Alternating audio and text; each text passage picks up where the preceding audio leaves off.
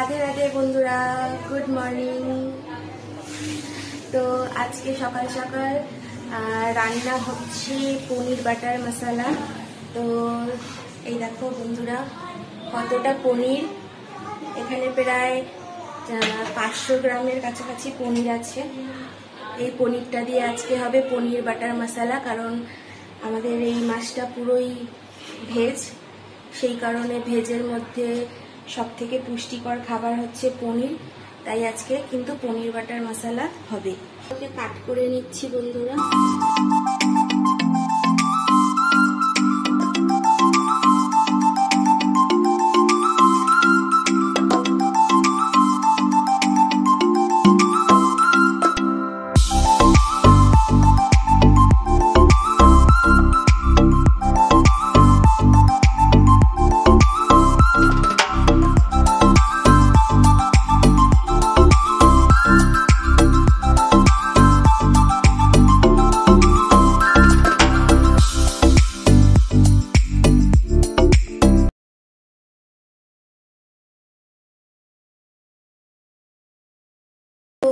দেখো পনিরগুলোকে কিন্তু কাট করে নিয়েছি, কতগুলো পনির হয়েছে।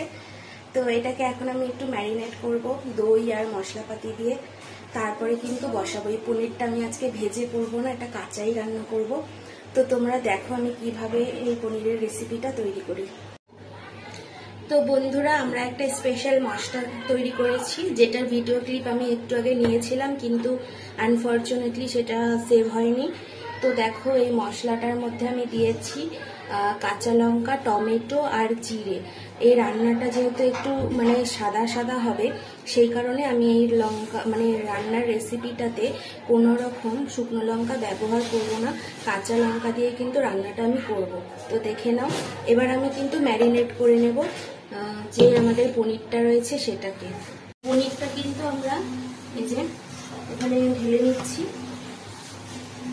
এবার এর ভেতরে আমি একে একে কিছু মশলা অ্যাড করবো, যেমন ধরো এই যে হালকা একটু হলুদ গুঁড়ো, অল্পই দেবো, বেশি না, আর সামান্য একটু লাল লঙ্কার গুঁড়ো, সামান্য জাস্ট টেস্টের জন্য, আর দেবো একটু হালকা এখানে জিরের গুঁড়ো আর ধনের গুঁড়ো, আর সব থেকে মেইন ইনগ্রেডিয়েন্ট আছে সেটা হচ্ছে এই যে টক দই। দেখো টক দইটা কিন্তু আমরা দিয়ে দেবো খানিকটা,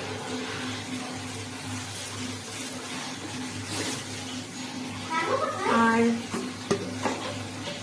দিয়ে দেবো হালকা একটু লবণ দিয়ে এটাকে ভালো করে আমরা মাখিয়ে নেব।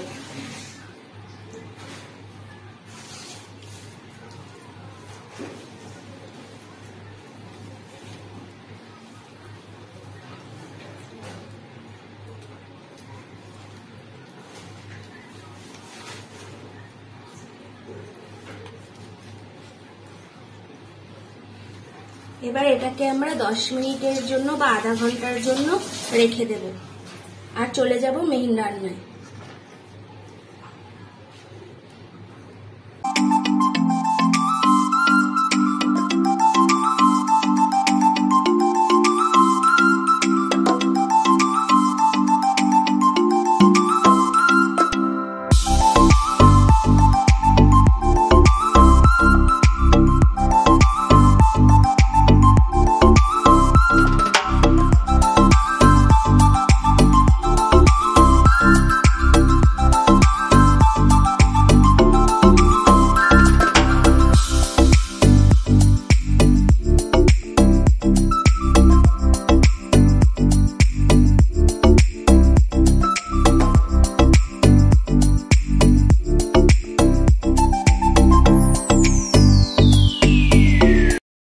রান্নায় কিন্তু আলাদা করে কোনো জল ব্যবহার হবে না, রান্নাটা সমস্ত হবে তেল, দই আর দুধের উপরে। তো তোমরা দেখতে থাকো কিভাবে আমি রান্নাটা করি।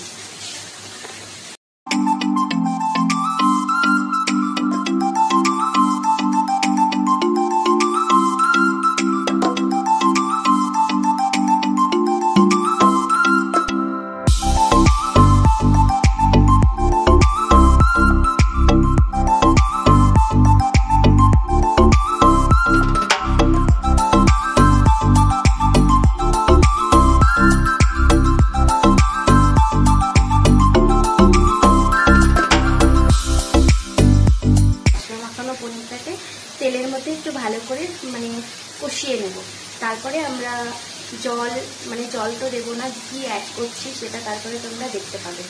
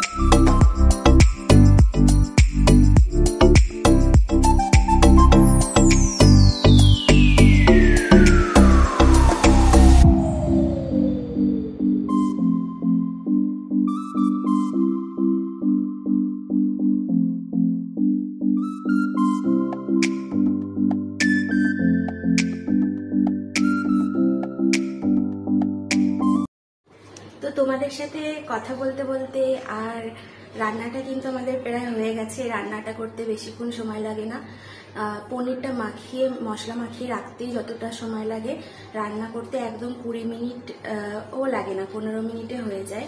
যেহেতু এখানে কিছু সিদ্ধ করার ব্যাপার থাকে না, শুধুমাত্র পনিরের ভেতর মশলাগুলো ঢোকা। তো আমরা কিন্তু দেখো তরকারিটাতে, মানে পনিরের রেসিপিটাতে কিন্তু ঢাকা চাপা দিয়ে রেখেছিলাম, তো সেটা তোমাদের সাথে শেয়ার করিনি। তোমরা একটু 10 মিনিট ঢাকা চাপা দিয়ে রাখবে, তাহলেই দেখবে হয়ে গেছে।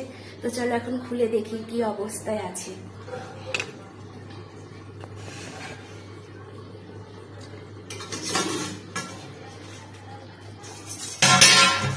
ও সেই কিন্তু এর ভেতরে আমরা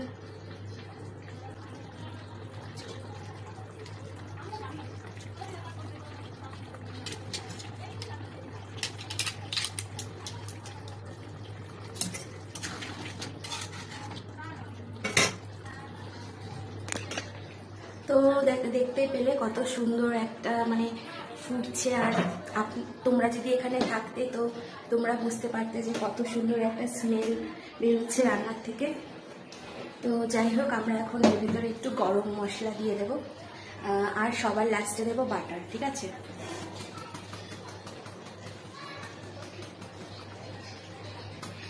তো দেখতেই পেলে গরম মশলাটা দিয়ে দিলাম। তো এবার দেখো কি দিই।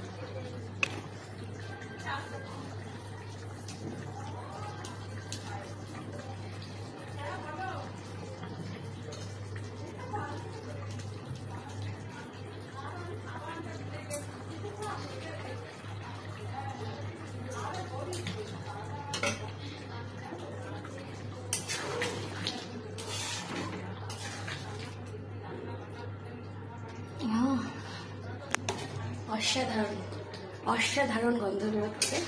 তো চলো, রান্না কিন্তু হয়ে গেছে, এবার আমরা সার্ভ করে দিই।